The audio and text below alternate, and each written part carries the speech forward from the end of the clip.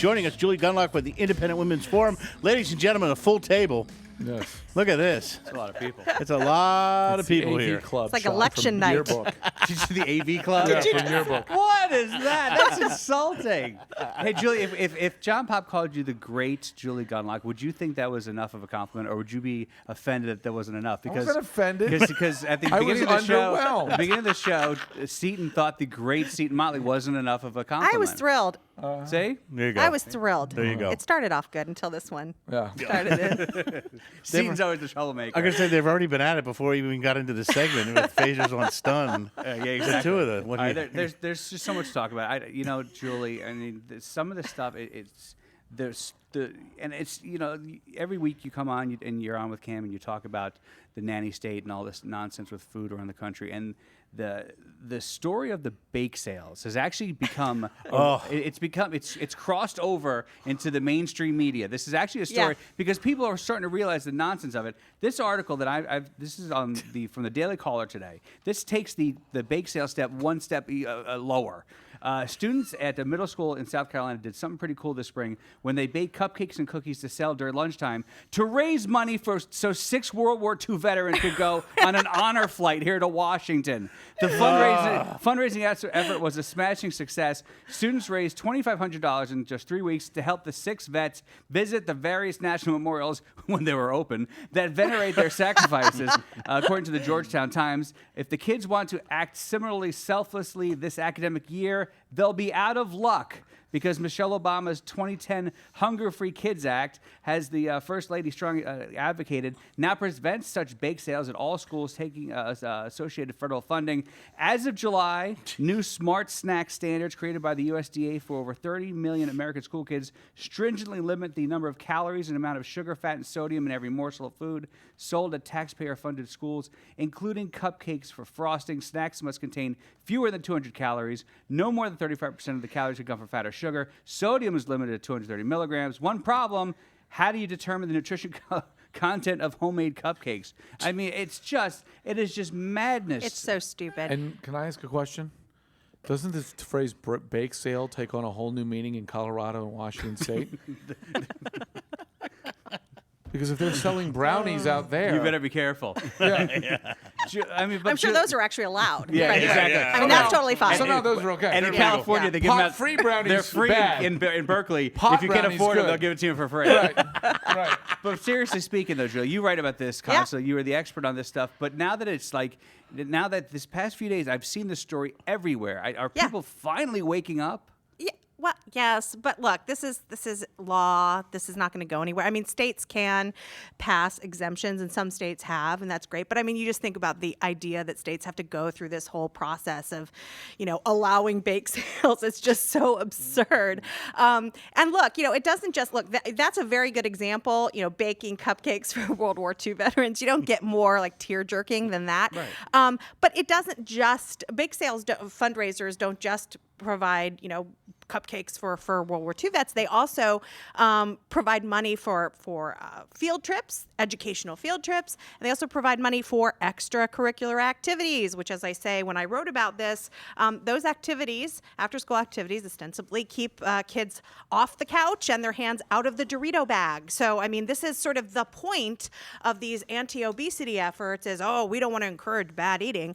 The other thing is that the defense of this is that, bake sales are still allowed. They just have to have like really, really healthy things like dry granola bars and like celery sticks and, kale chips are allowed. I mean, they don't sort of understand when people go to a bake sale, they don't want celery sticks and, fat-free kale. ranch dressing. Well, they it was want baked.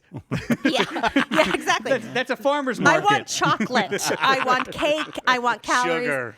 It's ridiculous. And so, again, these are the kinds of things that are ridiculous. I actually don't care if local schools choose, to ban these types of things. I don't But care that's the thing. Right, That's the the- local school has decided. You've been consistent about that ever since you've come on the show. It's local control. Right. It's not the federal government, and it's not Michelle Obama deciding what goes on in schools around the country. And let's also remember, this is such a empty gesture, typical empty gesture out of Washington. They love empty gestures, right? as if banning bake sales are really going to impact or affect the childhood obesity crisis. I mean, as if people are really standing in front of the bake sale table, right? Do they and have one just every day? gobbling up It's things. like I don't have kids in school, but are there bake sales like No, every day? no. Do you have to No. like navigate a minefield Yeah. of bake sales when you go Yeah. to school? Oh my God, I can't look there. There's I can s'mores. barely get my kid to school. I can pastry barely parade. I can barely get my kid Take a to left, go to the left classroom. take a left Yeah. at the Twinkies, Yeah. and then go over that way. So, I mean, you're absolutely right. These are special events. They're fundraisers. They're usually run by the PTA. And again, they are targeting adults. Okay? I mean, my 7-year-old son is not going to go there with his piggy bank and pick up a Rice Right. Krispie treat. I mean, these are usually geared towards adults. And so the idea that these are somehow responsible, and again, Washington with these gestures, they say, we're going to ban bake sales, and this is going to help lower the obesity rate, as if obesity isn't a very complex issue. I mean, these issues deserve something more than just these like stupid, empty sort of let's ban traditions because that's what's causing obesity. It's just absurd. I'm not surprised by this move, but it is very frustrating. And I think it's very frustrating for schools and for parents who are involved in the schools and who know that these things are really critical for kids. Well, Julie, the point I was talking about before we got on the air, at my daughter's school and a lot of schools, it's not just, it doesn't just you're banning the bake sale, but you're also hurting.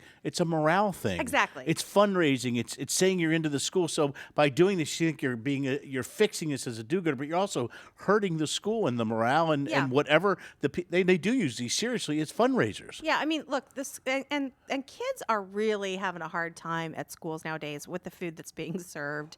These kinds of these efforts to like make kids healthier. What we're seeing with the school lunch issue is they're leaving the school lunch program in droves, which actually kind of makes me happy. But also they're not eating. The kids who do sign up for it and do rely on these meals, they are not being given palatable meals. I mean, there are whole websites. I think you sent me a website this morning. Kids are tweeting about the food that they're setting up websites dedicated to this terrible food. So these efforts aren't really going to make a difference in childhood obesity. The only thing that really does is increasing parental responsibility. And here we have banning bake sales. These are bake sales that are run by parents. And again, it's a message that parents don't belong in the schools. They don't belong with these kinds of decisions. Again, it's Washington telling people how to live and how to eat. Hashtag diplomacy for food. I mean, it's just True, it's it's just these that gestures. effective. Yeah, Bring our exactly. girls home. Right. Stop eating cupcakes. Right. Stop being Absolutely. fat. Yeah. And seriously, again, we discussed this earlier. I guess a girl should be the only one to say this. But should Michelle Obama really be talking about anybody else's body image? No. Let's not go down that route. No, she- she looks great. She looks great. she doesn't. Oh, stop it. We're not Stop go- it. no, I am no, not no. going down that road. You can't generally. Don't go. Save it for when I leave the room, okay? No ad Save it for when I hominem leave attacks. the room. It's not an hominem. Yes, it is. You're attacking the woman. You're attacking her as a person. She's the champion Yes. of She looks- sleek living. She Right. looks. She's not sleek. She looks. ad- Okay, come on. She Stop looks it. great. Let's not go down this road. I'm not the guest for this. Sorry, Awkward pause. Awkward. Is the male spokesman Louis Anderson? I mean, Wait. So I don't understand your point. You're saying that. physician, heal thyself. But it doesn't. You can advocate something that you're even. And I disagree with you. But you can still advocate something that you might not be. Don't you find that a little inconsistent? No. You really don't? I'm a strong supporter of Israel. I've never been there. That's not the same thing at all. Why? It's not the same thing at all. To this suggest- is a woman to who's sugge- saying to sugge- we need to be healthy and thin, and she's not thin. No, that's not. You are ridiculous. I She is disagree. too, I and there is disagree. absolutely. This is a completely ridiculous line of I don't think so. to go down. It is, and to suggest that Michelle Obama is not fit and healthy, you're There's you're a on. lot more fit and healthy people than her, and they're not lecturing me on what I can and can't eat. All right. We'll get away from that. Can you sit me over there next time? We'll get away from that. I'm sorry. Thank you. I'm not Moving sorry. on. All right, we'll get away from that. Julie, what do you suggest parents do? Get more involved. Oh, look, unfortunately, I think the PTA is going to have to get more creative. I mean, some states are coming to the relief of these school organizations and schools, and they are passing exemptions, so that's good. And I don't think this will last long. I think that parent organizations are going to object, and obviously parents themselves.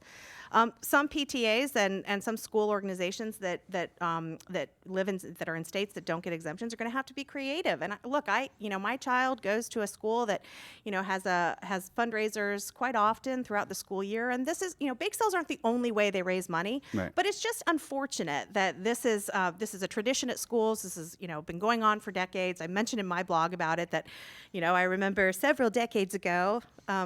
5 years ago when I was in high school, going to, helping with bake sales, and my mom buying things at bake sales. And so it's just too bad that, again, Washington bureaucrats are sort of deciding what is allowed. And you said this earlier, this is a part of a push to get any parental involvement in school out. Yeah, again, this is something that's been to parents.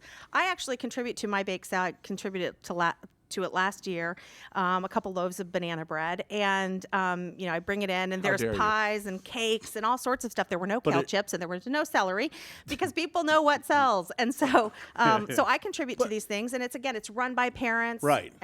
Go on. But I was going to say, you're making a good point right there. That it's run by the parents, and you can decide if you want to send in a healthier thing, like a low fat, like a banana bread or something like. Right. It's controlled. Not everyone's sending in Krispy Kreme glazed donuts. Right, you can send in what you want, and you're right. It's all driven by the parents. Right. Exactly. So it cuts out an important part of that the parents are involved in. Absolutely. All right, Julie, where do people go to read your stuff? IWF.org. We cover a lot of topics besides this one, so all my writing's up there. What's the other than this, because this is obviously it's taking up way too many people's time right now. What is the big topic right now that you're talking about that's not related to these nonsense rules? IWF concentrates a lot on on women's issues, so the wage gap. Healthcare is a big issue that IWF focuses on, and I also focus on agriculture and fears, general alarmism about agriculture, biotech, pesticides used in foods, and also kind of this idea that moms are being told that everything in the stores and that they feed their kids are going to kill their kids. So sort of trying to hit back on a little bit the alarmism.